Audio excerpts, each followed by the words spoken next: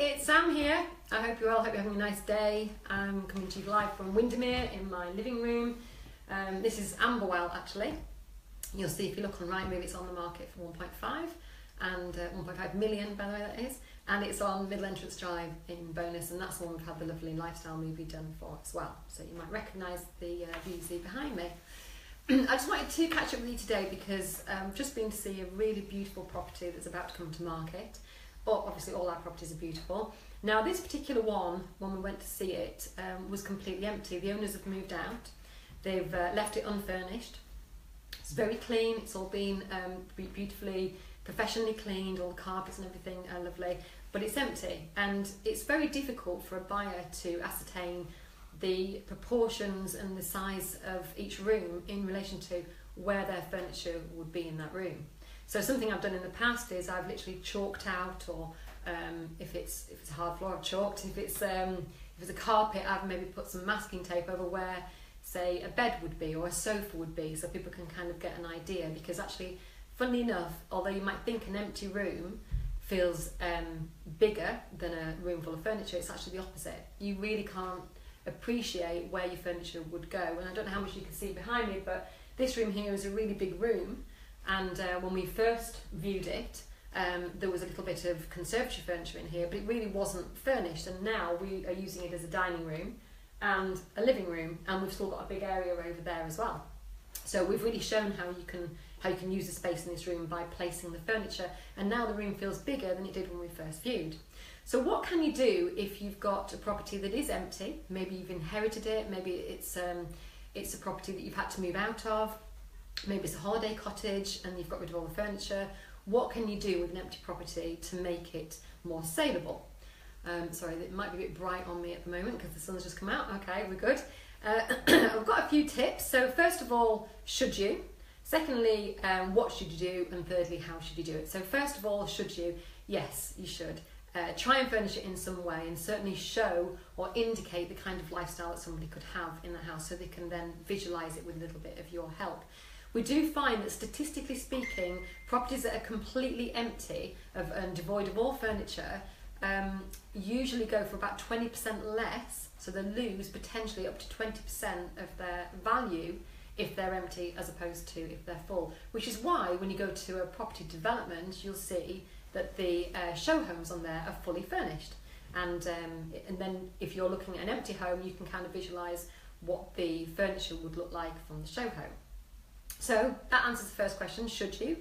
Should you furnish a property, or at least part furnish a property, or at least indicate what the furniture would be?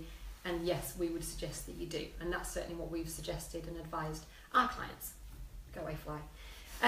Secondly, what should you do? Well, you don't have to put all the furniture in. The key rooms generally, I mean, obviously the kitchen is already furnished because it's got the fixtures and fittings in, so the bathroom. So you're really just talking about the living room and possibly the dining room and the bedrooms, and those are sort of the key rooms. And the two key rooms in that would be the living room and the master bedroom. So don't worry too much if you've got other empty bedrooms. As long as you've got the master bedroom with a bed in it, that makes all the difference. And the living room really needs, at the very minimum, a couple of sofas, depending on the size of the room. So I've done it before with a 3-seater and a 2-seater sofas, or a 2-seater sofa and an armchair. So something that sort of shows the proportions of the room. Now, how would you do it? Well, a little tip for you for your master bedroom, if it is completely empty and you haven't got a spare bed lying around that you can pop in there, is to use a blow-up bed.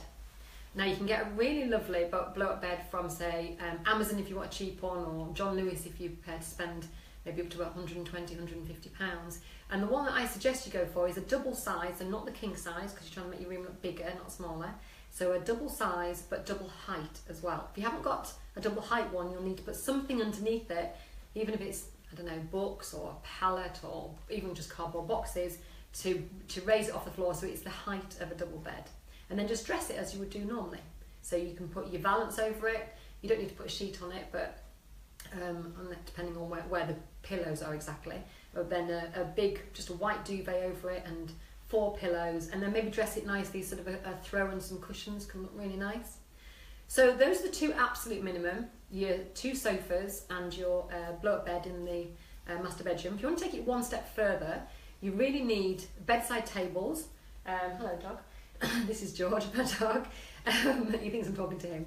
You really need bedside tables, and again you can get those really, really cheaply. If you look on Amazon, I've seen pairs of tables which I've advised my client to get actually for about £40 for two, or Argos or something like that. They really don't have to be expensive. In fact, those sort of cane wicker ones can be really cheap. Or even go to Age Concern or look on one of our Sell and Seek, sort of Windermere Sell and Seek or Kendal Sell and Seek sites, and you might find some cheap ones.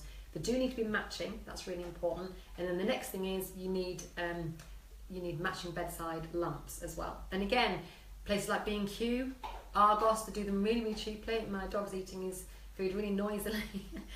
You do it really cheaply. You can normally get two really nice lamps for about £20 for two. If you want to splash out a bit more, I recommend a Next for lamps. They've got some really, really lovely bedside lamps, usually about £25–30 each. And once you've got the bed up, all the dressing on the bed, the two bedside tables and the two bedside lamps on, then your bedroom is complete. You don't need to do anything more than that. So for the sake of what, a couple of £100, your bedroom now looks like a bedroom. So going back to the living room, as well as the two sofas, again taking it to the next level, maybe if you've got some nice cushions that you can put on the sofas, and if you're just doing this for the photographs, you could actually take the throw and the cushions off the bed and put them on the sofa, so you've got dual use there. And maybe a coffee table, again just a very, very cheap coffee table, one of these sort of low oak ones, you know, from one of the Sell and Seek sites, or just one of the cheap high street shops. You don't want to put one together if you can help it, so get one that's already assembled, and just something nice on the coffee table, like a vase of flowers. And then as a finishing touch, and again you can take, depending on the style, you can take the two bedside tables you've got and maybe put them at the end of the two sofas and put the two lamps on it, and then you've got a complete living room set. Now obviously that's not going to work for viewings, because you're going to have to choose where they are in the living room or the sitting room, but it will certainly work for the photographer, which is 90% of your job is to get people through the door in the first place. So I've told you whether you should stage a house or furnish a house that you're selling.